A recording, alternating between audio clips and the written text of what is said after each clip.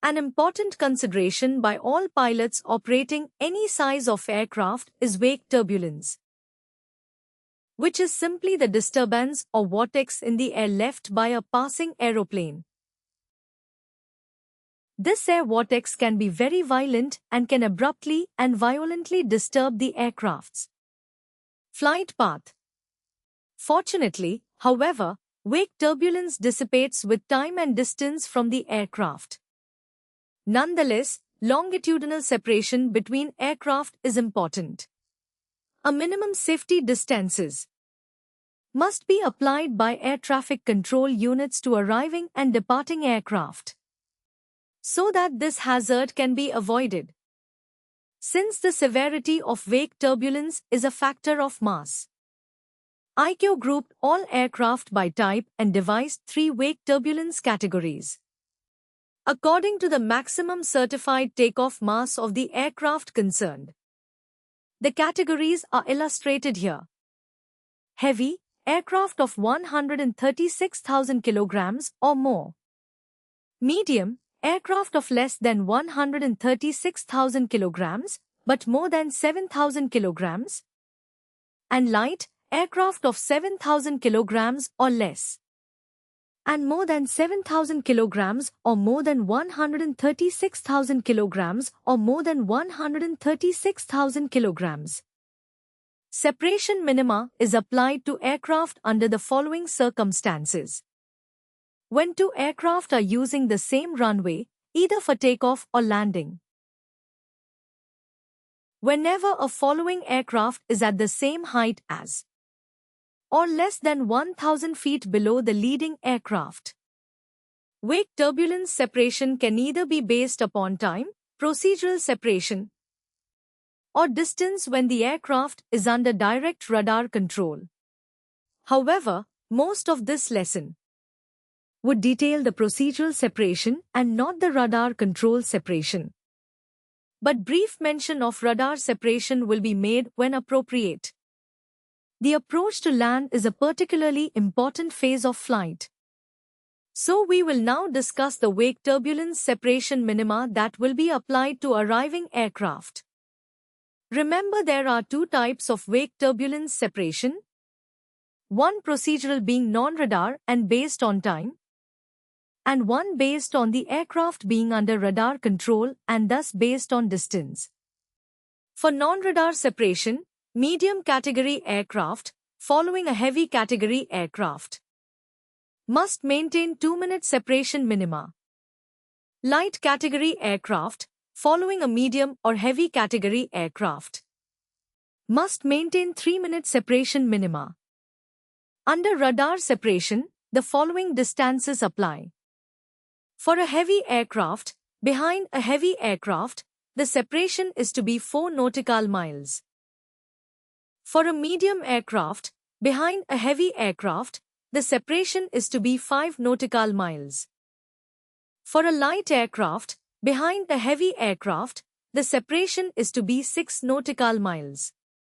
For a light aircraft behind a medium aircraft, the separation is to be 5 nautical miles.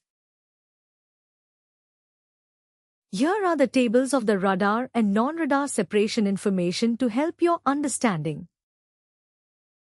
This completes wake turbulence separation for arriving aircraft. Next, we will look at wake turbulence separation for taking off and departing aircraft.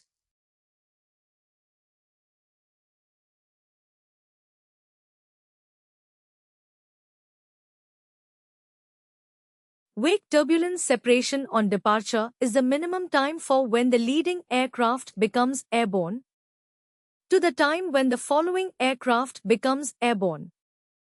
However, not all departing aircraft take off from the same runway, and this adds a degree of complexity to the separation. Some airports have a number of runway systems, and wake turbulence can affect several runway operations. A minimum of 2-minute separation is applied between a light or medium aircraft taking off behind a heavy aircraft taking off, or a light aircraft taking off behind a medium aircraft taking off. However, there are caveats to this. These are that the aircraft are using the same runway, as shown here, or if they are using parallel runways separated by less than 760 meters, crossing runways if the projected flight path of the second aircraft will cross the projected flight path of the first at the same altitude, or less than 1,000 feet below it, parallel runways, which are separated by 760 meters or more if the projected flight path of the first aircraft crosses the second at the same altitude or less than 1,000 feet below it.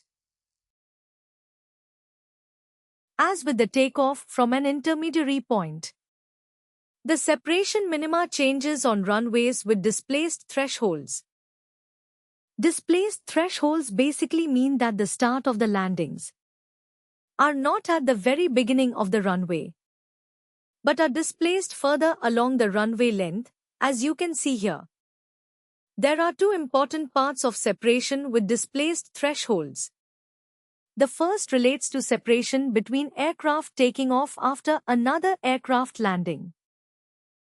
And the second, which is the opposite scenario, relates to aircraft landing after aircraft taking off. For aircraft taking off behind landing aircraft using displaced thresholds, there is a 2-minute minimum separation. This separation applies to a light or medium aircraft taking off after a heavy aircraft has landed, and between a light aircraft taking off after a medium aircraft has landed.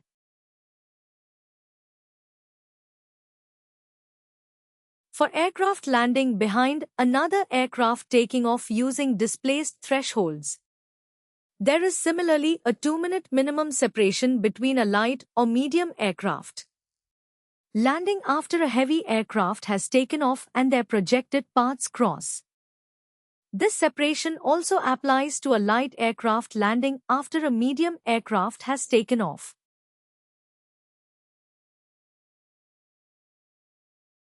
The last variation to the separation rules is when a takeoff and/or a landing take place in the opposite direction to other departing or landing aircraft. If a medium or light aircraft is attempting to take off in the opposite direction to a landing airplane on the same runway, and that landing airplane is heavier and initiating a missed approach, then the separation must be at least 2 minutes before the light or aircraft commences the takeoff.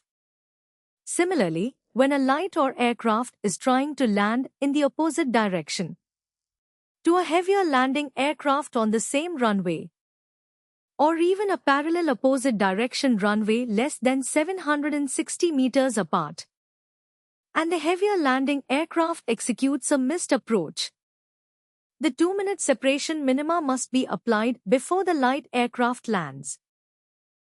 In the last part of this lesson, we will examine the details of when wake turbulence separation is not required.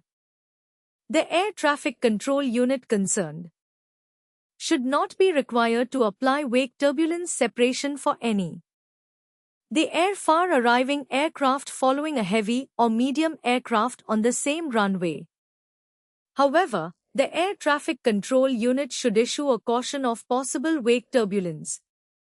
The wake turbulence separation in this instance now lies with the pilot of the following aircraft. The other occasion when an air traffic control unit is not required to ensure wake turbulence separation is when an arriving IFR aircraft is executing a visual approach as the preceding aircraft in sight and has been instructed by that air traffic control unit to maintain own separation. Again, in such an instance, the air traffic controller will issue a wake turbulence caution. This ends the lesson on wake turbulence separation. Hopefully, you have understood the importance of wake turbulence separation and have also started to become familiar with the varying rules regarding wake turbulence separation.